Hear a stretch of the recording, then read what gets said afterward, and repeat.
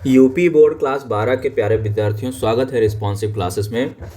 तो बच्चों, आज मैंने आपका गद्य वाले बुक से एक टॉपिक लिया है रॉबर्ट नरसिंह होप में, जो कि कन्हैया लाल मिश्र प्रभाकर ने लिखा है। इसमें पहले हम कन्हैया लाल मिश्र प्रभाकर का साहित्यिक परिचय और कृतियां देखेंगे, और फिर इस चैप्टर से सिर्फ दो मैं आपको गद्यांश बताऊंगा। ये दो गद्यांश ही आप पढ़ के जाएंगे, और यहाँ पे 24 फरवरी में जो आपका इस चैप्टर से बनने वाला गद्यांश है सो सिर्फ इतना ही है।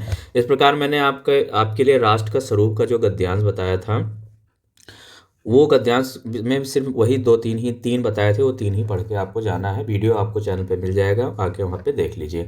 और मैं साथ ही साथ में चैप्टर के जो जीवन परिचय, यानी जो रचयिता हैं उनका जीवन परिचय और उनकी कृतियाँ और साहित्यिक योगदान भी बता रहा हूँ। तो कुछ प्रश्न कुछ इस प्रकार लिख के आएगा: कन्हैया लाल मिश्र प्रभाकर का जीवन परिचय देते हुए इनकी कृतियों का उल्लेख कीजिए। ठीक है, तो जीवन परिचय देते हुए कृतियां या फिर जीवन परिचय देते हुए साहित्यिक योगदान, ये दो पूछा जाता है। तो इस वाले जीवनी में मैंने जीवन परिचय, कृतियां और साहित्यिक योगदान तीनों चीज़ें लिखी हैं। फुल जीवनी है आपकी, आपको 80 शब्दों में यहाँ पे लिखनी है जीवनी। 5 नंबर आपको जीवनी से मिलेंगे और 10 नंबर गद्यांश से मिलेंगे, तो 15 नंबर आप यहाँ से कवर कर सकते हैं।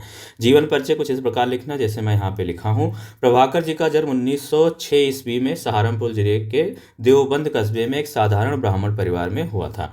इनके पिता पंडित रामदत्त मिश्र पौरोहित्य करते थे, परंतु उनके विचारों में महानता और व्यक्तित्व में दृढ़ता थी। इनका जीवन अत्यंत सरल और सात्विक था। इनकी माताजी का स्वभाव बड़ा ही उग्र था। इनकी शिक्षा नगण्य ही हुई। जब ये खुर्जा के एक संस्कृत विद्यालय में पढ़ते थे, तब प्रसिद्ध राष्ट्रीय नेता आसफ अली के ओजस्वी भाषण को सुनकर परीक्षा छोड़ दी और स्वतंत्रता संग्राम में सक्रिय भाग लेने लगे। इसके बाद इन्होंने अपना संपूर्ण जीवन राष्ट्र सेवा में लगा दिया। मिश्र जी सन 1930 ईस्वी से 1932 तक और सन 1942 ईस्वी में जेल में रहे और राष्ट्र के उच्च नेताओं के संपर्क में आए। भारत की स्वतंत्रता के पश्चात इन्होंने अपना जीवन पत्रकारिता में लगा दिया। ये एक सजग पत्रकार थे तथा सहारनपुर में नया जीवन और विकास नामक मासिक पत्र निकालने के साथ साथ साहित्य सृजन में भी संलग्न रहते थे।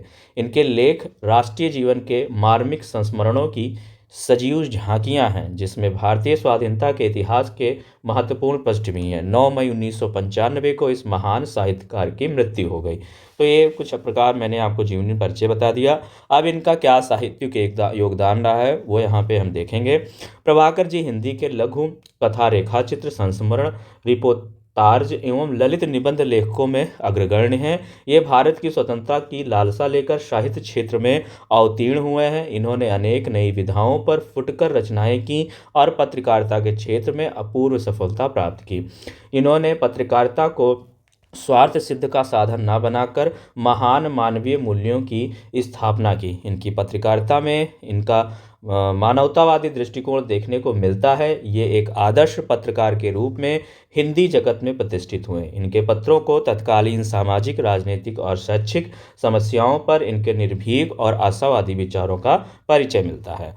स्वतंत्रता आंदोलन के समय इन्होंने जीवन के मार्मिक संस्मरण लिखे। इनके संस्मरणों में इनके व्यक्तित्व के साथ साथ भारतीय स्वतंत्रता संग्राम के इतिहास की झांकियां भी मिलती हैं। इस प्रकार आदर्श पत्रकार, संस्मरण लेखक और रिपोर्टाजक लेखक के रूप में प्रभाकर जी की साहित्यिक साधना चिरस्मरणीय है। तो ये इनका साहित्यिक योगदान हो गया। अब बच्चों यहाँ पे हम रचनाएं देखेंगे। तो इनकी रचनाएं इंपॉर्टेंट है, क्योंकि रचनाओं से क्या होता है, आपके एमसीक्यूज में भी क्वेश्चंस बनते हैं। प्रभाकर जी ने हिंदी की विविध विधाओं में साहित्य रचना की। इनके अभी तक 9 ग्रंथ प्रकाशित हो चुके हैं। रेखा चित्र: महके आंगन चहके द्वार, जिंदगी मुस्कराई, माटी हो गई सोना, भूले बिसरे चेहरे। इनकी लघु कथा है आकाश के तारे, धरती के फूल, संस्मरण, दीप जले शंख बजे। ललित निबंध है छड़ बोले कड़ मुस्काए, बाजे पायलिया के चुंघरू।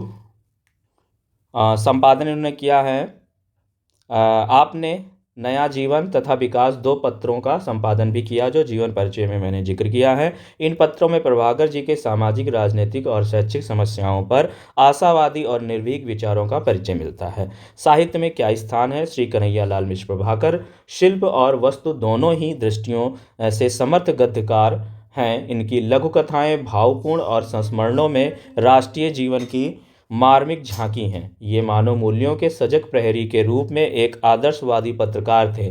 देश तथा हिंदी भाषा की असाधारण सेवा के कारण हिंदी गद्य साहित्य में इनका महत्वपूर्ण स्थान है। अब बच्चों यहाँ पे इस चैप्टर में जो गद्यांश है, गद्यांशों पर आधारित प्रश्न बनेंगे। यहाँ पे सिर्फ 2 गद्यांश बताएंगे और यही 2 आपके इंपॉर्टेंट है इस चैप्टर से, इस चैप्टर से यही एग्जाम में बनते हैं। नीचे दिए गए गद्यांशों को पढ़ पर आधारित प्रश्नों का उत्तर लिखिए। ये आपका 10 नंबर का आता है, इसमें 5 क्वेश्चन होते हैं, 5 गुणे 2 यानी 10 मार्क्स का आपको यहाँ पे लिखना है। गद्यांश क्या है कि मैंने बहुतों को रूप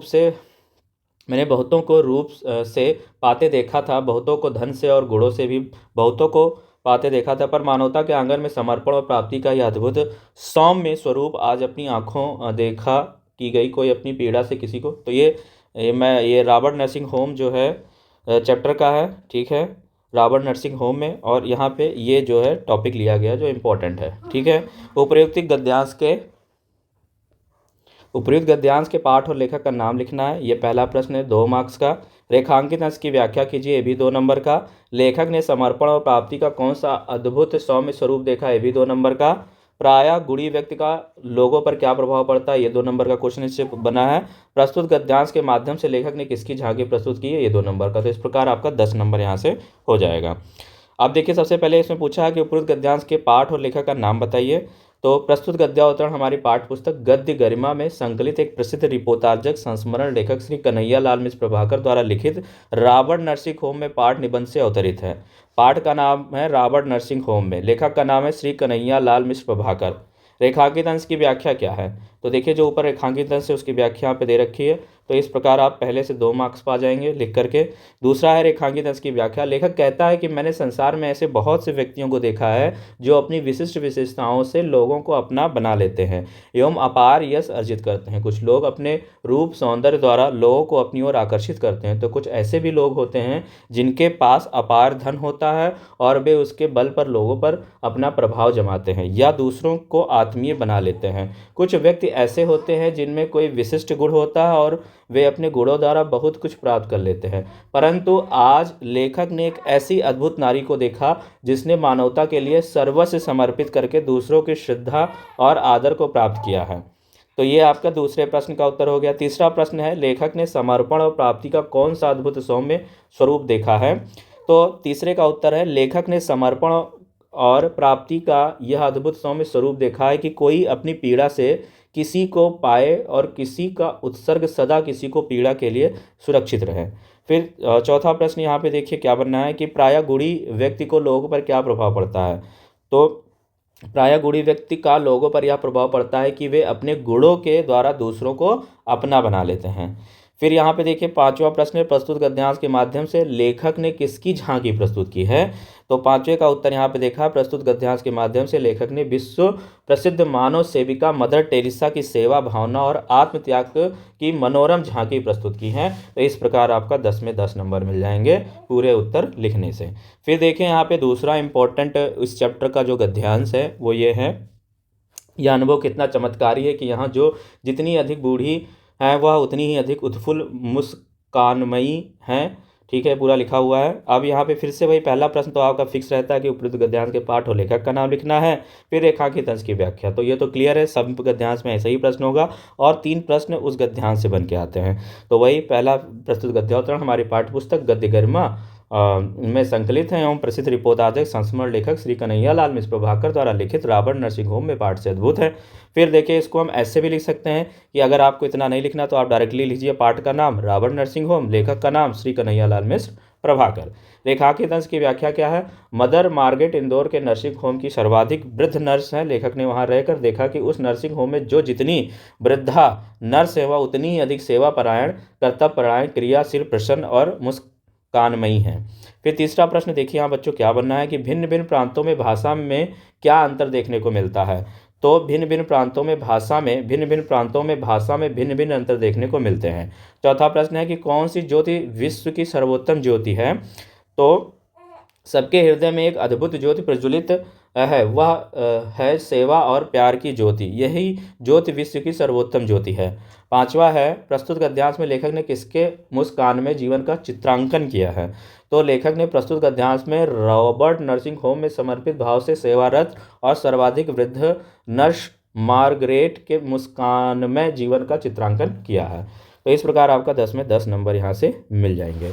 तो बच्चों यहाँ पे ये मैंने पूरा इस चैप्टर की सारी चीज़ें बता दी हैं, ठीक है। और इसके अलावा आपको जो चैप्टर का चाहिए मोस्ट इम्पॉर्टेंट गद्यांश और उनकी उस चैप्टर के जो लेखक हैं उसका जीवन परिचय, तो आप कमेंट कर दीजिए। मैं आपका इन्हीं 3 दिनों में जो आपका बचा हुआ है समय, आज 20 तारीख हो गई, 21, 22 और 23, इन 3 दिनों में ही मैं वो प्रोवाइड कर दूंगा। बस आपको कमेंट करना है और कमेंट करके बताना है कि किस चैप्टर का चाहिए, ठीक है। तो सभी लोग वीडियो को लाइक कर लेंगे, चैनल को सब्सक्राइब कर देंगे। मिलते हैं फिर नेक्स्ट वीडियो में, तब तक के लिए नमस्कार।